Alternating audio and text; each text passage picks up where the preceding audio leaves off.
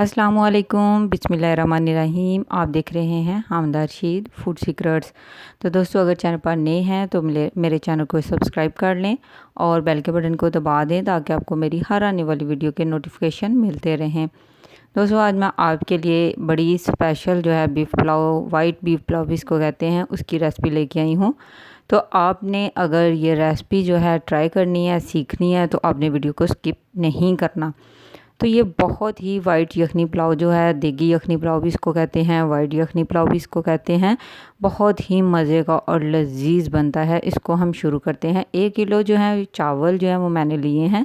ये वाले मेरे पास चावल हैं। आपके पास जो भी चावल हैं, आपको अंदाज़ा होगा कि वो किस तरह से पकते हैं या कितना पानी लेते हैं।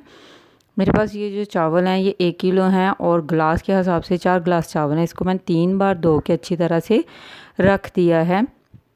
4 गिलास चावल बने थे। पाव वाला गिलास था मेरे पास।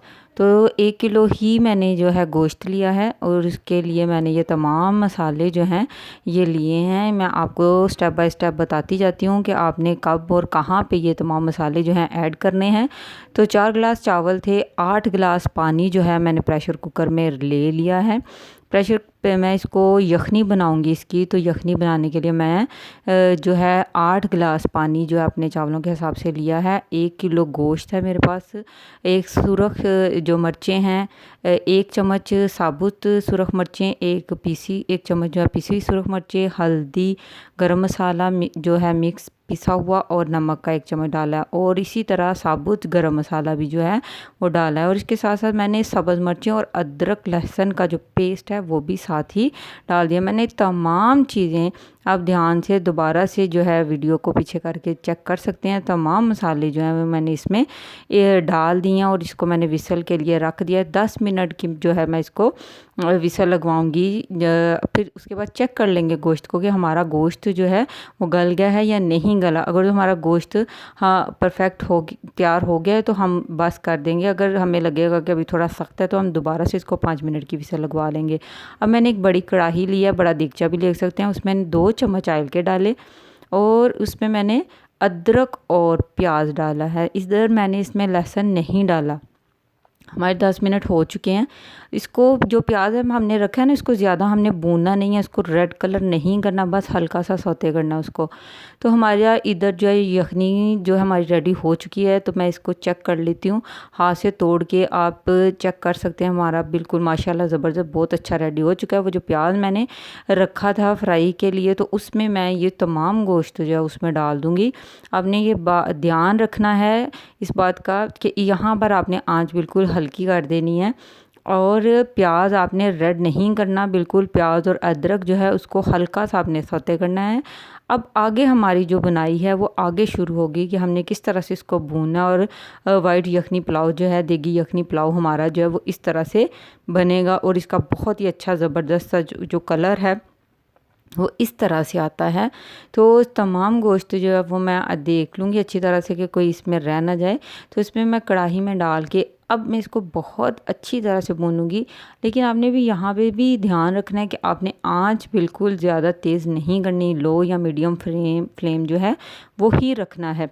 तो इस तरह से आपका जो फ्लेवर है यखनी वाले गोश्त का बहुत ही ज़बरदस्त बनता है और गोश्त की जो बुनाई है वो भी बहुत अच्छे तरीके से हो जाती है। तो दोस्तों, आपने इसको हिलाते रहना है, बिल्कुल भी छोड़ना नहीं है ताकि आपका जो मसाला है वो जले ना।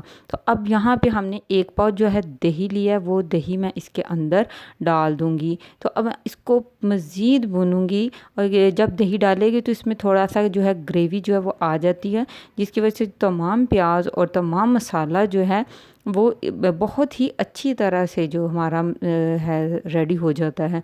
तो इसकी बुनाई कर ली है मैंने। तो अब इसमें यखनी जो हमारी रेडी हुई थी वो तमाम यखनी, तमाम मसाला जो इसके अंदर था मैं इसमें डाल दूँगी। आप देखें वीडियो को जो है, अब अगर स्किप करते हैं तो फिर आपको बहुत सी चीज़ें जो वो मिस हो जाती हैं। आपने वीडियो बिल्कुल स्किप नहीं करनी। अब मैं यखनी डाल के इसको रख दूँगी ताकि इसमें बॉयल आता है। बॉयल जो ही इसमें बॉयल आएगा तो मैं इसमें जो चावल हमने धो के रखे थे, 1 किलो चावल थे, 1 किलो ही हमारा गोश्त था। अब वो तमाम चावल जो है वो मैं इसमें डाल दूँगी। यहाँ पे आपने पानी बिल्कुल नहीं ऐड होने देना, चावलों को अच्छी तरह से पानी जो वो निकाल देना है, क्योंकि हमारी यखनी का जो पहले ही ऑलरेडी हम पानी लिया था वो बिल्कुल परफेक्ट उसकी क्वांटिटी थी। अब इसमें मज़ीद पानी की हमें गुंजाइश जो है वो नहीं है। यहाँ पे हम इसको खुला थोड़ी देर के लिए पकाएंगे, बंद फ़ौरन से इसका कैप जो है वो नहीं देंगे, ताकि जो हमारे चावल हैं वो बहुत ही ज़बरदस्त जो हैं वो बने। ये छोटे छोटे से टिप्स हैं और जो मैं आपके साथ शेयर करती रहती हूँ कि किस तरह से आपने चावलों को नीचे से ऊपर की तरफ हिलाना है। अब थोड़ा देर के लिए इसको ढक देंगे। देखिए हमारे चावलों का जो पानी है वो तमाम जज़ब हो गया। एक दो बार इसको हम खोल लेंगे और इसको चेक करते रहेंगे। तो देखिए हम ज़बरदस्त जो हमारे चावल जो हैं वो रेडी हो रहे हैं। जब बिल्कुल चावलों में एक दाना रह जाएगा तो फिर हमने इसको 10 मिनट का जो है वो दम लगा देना है। दम लगा के जब हम खोलेंगे माशाल्लाह अल्हम्दुलिल्लाह हमारा जो ये वाइट यखनी पुलाव है, देगी यखनी पुलाव है, बिल्कुल रेडी हो चुका है। दोस्तों आपको रेसिपी कैसी लगी है आपने मुझे ज़रूर कमेंट करके बताना है। अब इसको ट्राई करते हैं फिर भी मुझे ज़रूर बताना है। और चैनल पर नए हैं तो चैनल को सब्सक्राइब कर लें। ये आपका प्यार होता है, जो बहुत ही खुशी होती है जब कोई सब्सक्राइब करता है, कमेंट करता है।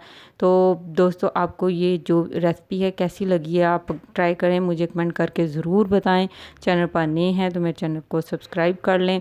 माशाल्लाह अल्हम्दुलिल्लाह पूरे किचन में जो है खुशबुएँ फैल चुकी हैं। तो ईद का मैंने ख़ास तोहफ़ा आपको दे दिया है। Thanks for watching. अल्लाह हाफिज़।